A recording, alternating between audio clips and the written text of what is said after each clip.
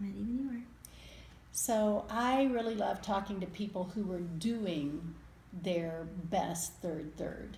People who are living in their third, who have just made some conscious decisions, figured out how to really live their life on purpose to make it their best. So today I am talking with my husband, Dave Hensleigh, who is definitely making his third his best third. So I have 5 questions I always ask Dave. I'm going to just ask you what you want to say. And by the way, I'm always surprised by something my husband of 44 years says. So this is not scripted.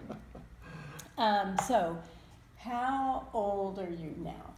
Almost 68. Good. Coming up in just a few weeks. Yeah, okay. Remind me again, and then I'll remember it's your birthday. Okay, so tell me, what's the best part of your life now? Because you're in your third, in the 60 to 90. What's the best part of being in your third? Well, there's a lot of things I enjoy now. I'm a runner. I really enjoy running. And I am enjoying creating things. I've got this creative thing in me. And so building things, we're getting ready to build a house. And so just putting those things together, I really enjoy that. But I think one of the core things that I am enjoying most now is this travel business that I started. Because I've always been a traveler. It relates to the way I'm wired and put together. And helping curious travelers discover these wonderful places in Mexico. It's just a lot of fun. So I enjoy that a lot. Well, and you like even... And I like you. No, thank you, dear. I mean... Well, I think the other thing about your Mexico thing is you really love helping your guides there and the local people there to be able to just shine and be who they are and let other people appreciate that.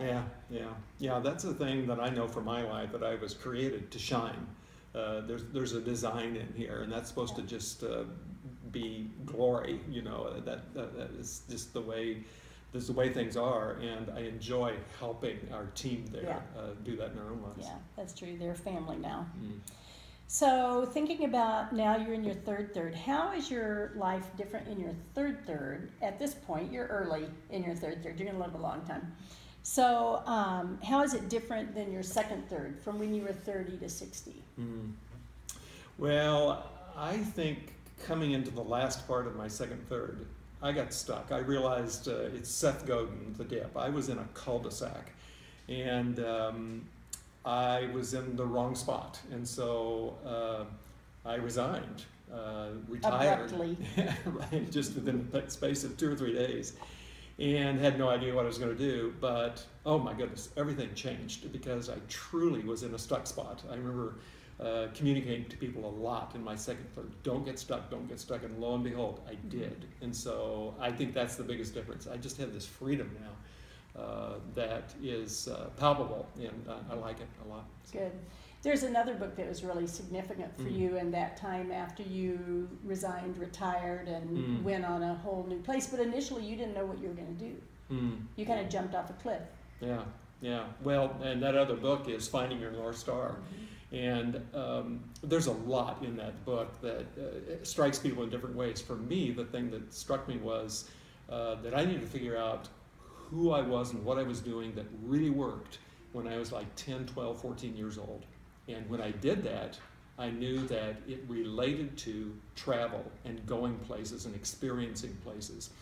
And so when right during that time, I went to Mexico. I'd been to border towns, but I went to Mexico for the first time, into Copper Canyon. And oh my goodness, I just thought, I want to not only experience this place, but I want to help other people experience it and enrich and connect with the people of Mexico. So it's that get back to who you were right then during that time. I think that singular bit of advice is really great, and I would recommend that book. Good. So what would you say that your purpose in your third is?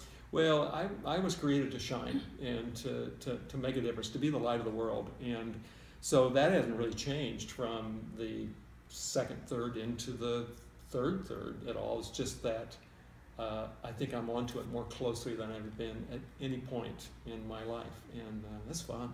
It's You're definitely having a lot more fun in your third. So am I, by the way. Good.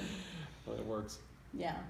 So, my fifth question I always ask is, what advice do you have for others about making their third their very best third? You know, maybe it's to grab one of these books that affected me. Everybody's different. Maybe it's to get a hold of some of the tools you have on your best third, understanding your wiring, and figure out how you're put together and let that really come into play in your third. You may already be there, but a lot of us get sidetracked by the things that we sort of have to do in the first third or second third. And I think that would be my advice, is that you need to engage some change and not just go on as usual, or go on with what people normally do in their third, and get some change going and be a little bit creative. Maybe it's going to a counselor and saying, "Hey, who am I? How can I put this thing together?" Yeah. Any other books that you might recommend? Actually, yes. It's one that you put my way here about 6 months ago that has been more than life-changing. It's called Younger Next Year. And I think that there's the parts of that book that relate to keeping yourself fit and having relationships and eating less. Don't eat junk and eat less of what you eat. But I think there's a vision in that book that he calls it the third act, that's right in tune with what you're doing with your best third. And that is that you're going to live one way or another through this last third of life. And you might as well live it feeling good and being connected to people and not being sick. And unfortunately, I think that's probably one of the most important messages for people who are our age these days. And I'd highly recommend this book. I don't know how many people I've mentioned that book and they say, "Oh, don't give me another book about working out and all this kind of stuff." And I'd say, this is not a book of gimmicks. It's a book of just common sense. You should be active every day, and you shouldn't eat junk, and you should be connected to people. The stuff works. So that book has been life-changing. Okay, good. I thought you might like to say something about that. So there you go, another interview on somebody who is actually doing their best third.